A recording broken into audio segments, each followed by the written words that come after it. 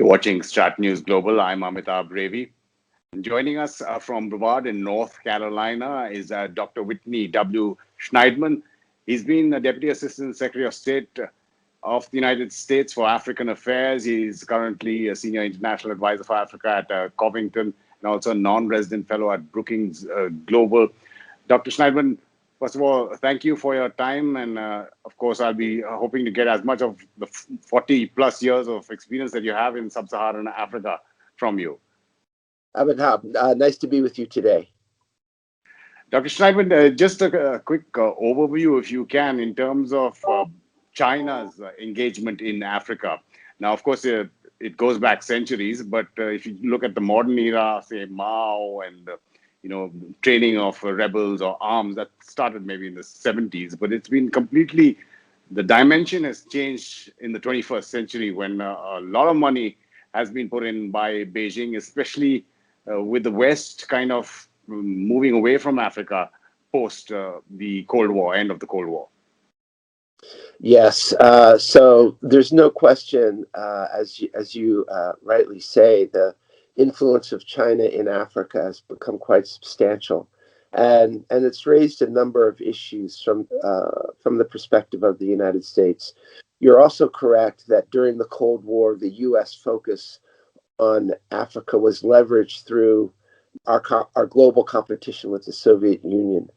But at the same time, I think there is a recognition and appreciation for the independence movement in South Africa that more or less culminated in the transition from apartheid to democracy in South Africa in 1994.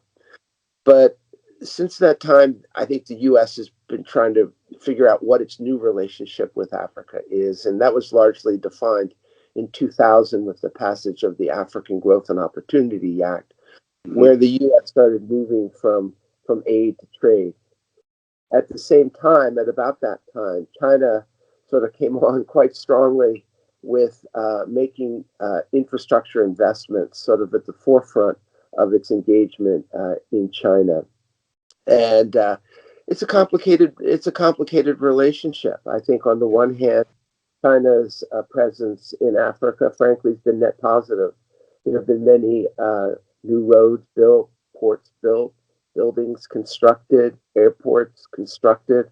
I think that's been a solid contribution to economic development on the continent.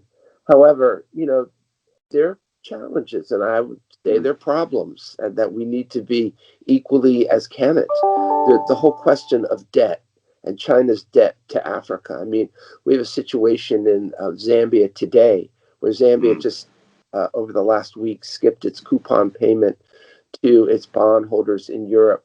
Well, China holds the most significant portion of Zambia's debt. Since COVID-19, became so influential around the world and in Africa, Africa has been making an effort to reschedule its debt. And again, what has China done? We don't really know. But I think the more challenging question that I have as it relates to China is its business model. And the business model is what we refer to G to G, government to government. So you take the railroad in Kenya, you take the light rail in Ethiopia. What are the terms of the deal? Why can't the people of those countries see the contracts? Why can't the international community see those contracts? What's the commercial viability of some of those projects? I don't say this in a negative way. I say it in a way that transparency is the way to go. There's only one way to go in this world, and that's to be transparent. And I think, particularly when it comes to business dealings, we have to be transparent. So that's the challenge that I see. I mean, it's interesting that you bring up the business model and G to G, as you're saying. And now when you see what's happened with China in other countries, and we're talking about, say, in Asia and Sri Lanka, in the Maldives, where what happened with the debt was finally that strategic assets had to be handed over in terms of stakes, Chinese stakes. Is that what the Chinese are looking for there? Because I mean, of course, when they started off, it's resources for the economy that they needed, and security was also an aspect. Well, we don't know, do we? Yeah. Because we have contracts. But I think it sort of strikes fear in the heart of everyone to think that if the Kenyan government were to not honor its financial obligations to China, that they would have to hand over the port of Mombasa, this Hmm. ancient port that has been part of the Indian Ocean basin, where dhows have been coming from Persia for thousands of years, and this national heritage site would all of a sudden come under Chinese control. That makes no sense, and I think the fact that we're even having this conversation is a negative for China, and that they should be quick to address that. Again, when you're talking about the model, what do you see in Africa? Because in other areas of the world that I know of, the Chinese model involves, say, Chinese companies, Chinese workers being brought in to make the infrastructure projects. Is that how they function there as well, or do they use African labor and African institutions? Well, this is certainly another issue that's at the top of the agenda. China does have the reputation for bringing its own drivers, bringing its own account, bringing its own cooks, bringing its own laborers to Africa. And I think this is one of the reasons that U.S. business is so welcome in Africa. Because when you look at U.S. companies, what do? They hire locally, they train locally, they promote locally, they invest in communities, they comply with local legislation, they comply with local labor standards, they comply with environmental standards, and they raise the governance game while making their investments and contributing to the economies. I rarely see it. I'm hard pressed to think of an African man or woman who is a chairman, a CEO, a COO, or CFO of a Chinese company in Africa. I can point to many examples where that exists with American companies, and I think that's the big differentiator in the models between the U.S. and China and Africa. And when you're talking about this lack of transparency, government to government, and usually it may even be just to one man who's heading the country, and we don't know how much corruption is involved there as well.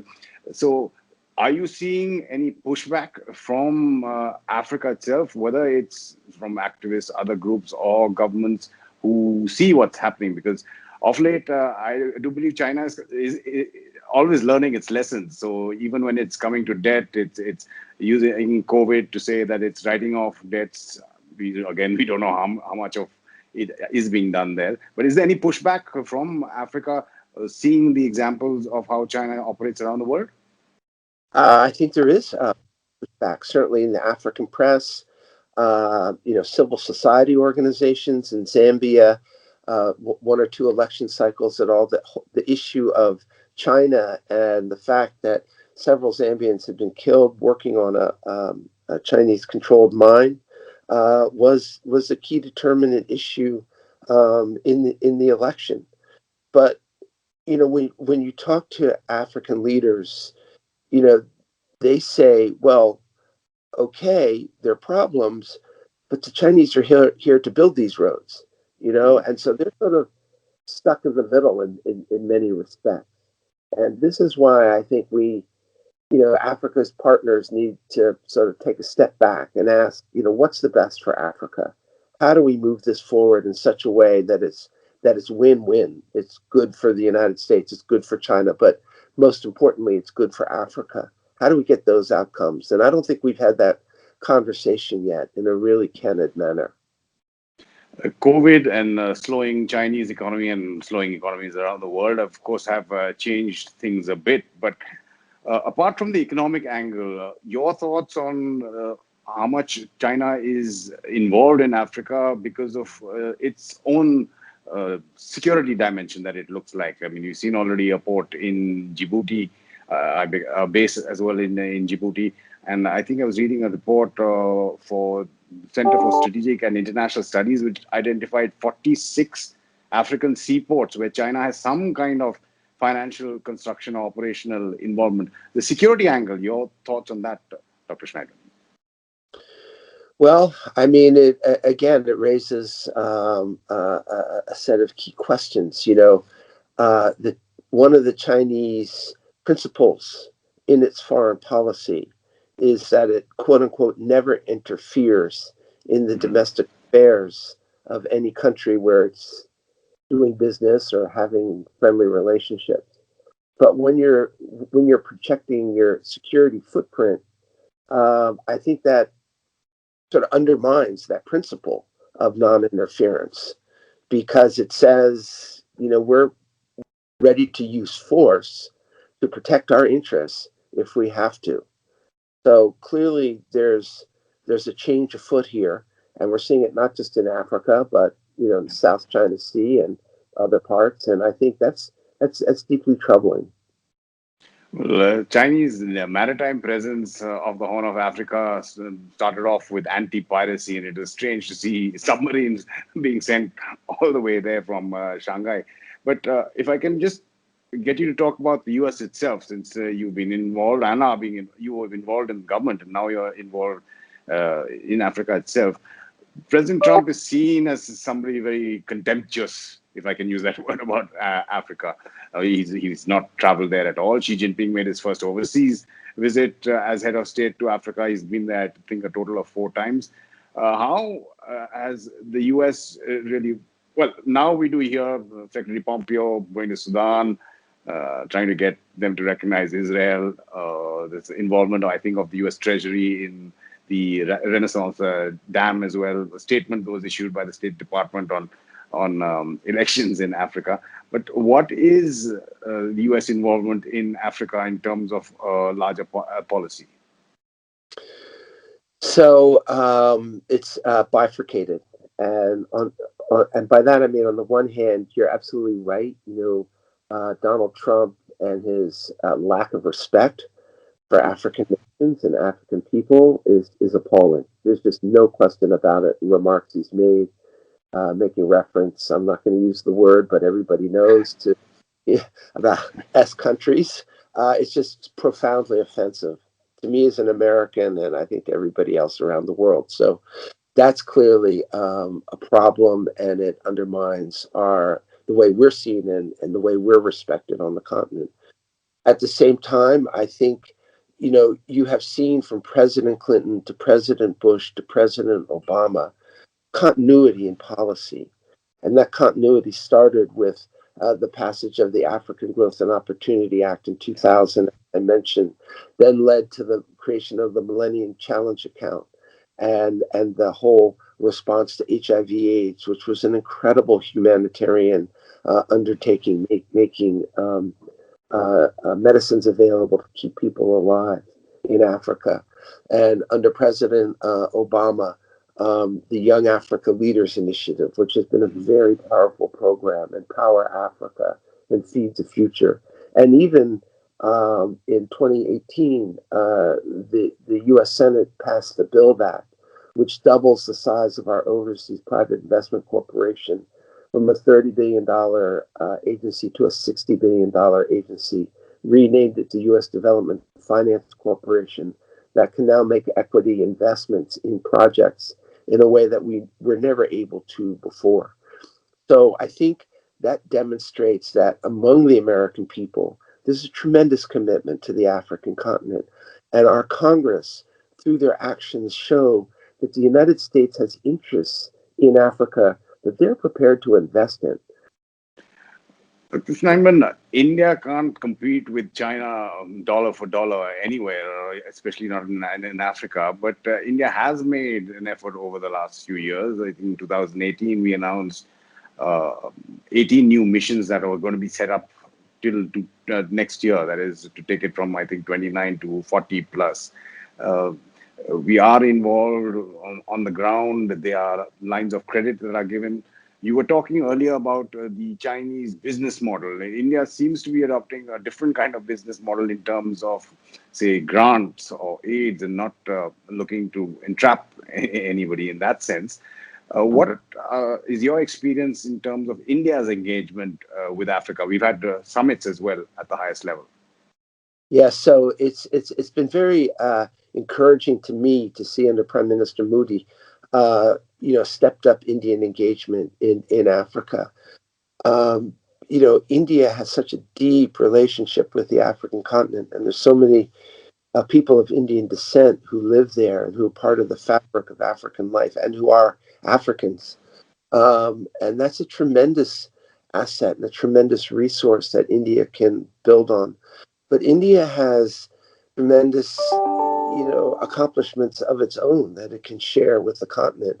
I mean, the green revolution that India went through in the agricultural sector, how you skip generations, has so much relevance for a continent where there's so much arable land and where there is the opportunity to grow agricultural products for export to add more value to those agricultural products in Africa. So that's clearly one way. But even today and India's technological prowess, I mean, that's one of the very exciting things we're seeing on the continent is Africa's youth and the way in which they are embracing technology, whether it's content being created in Nollywood or financial services over the M-Pesa platform in Kenya.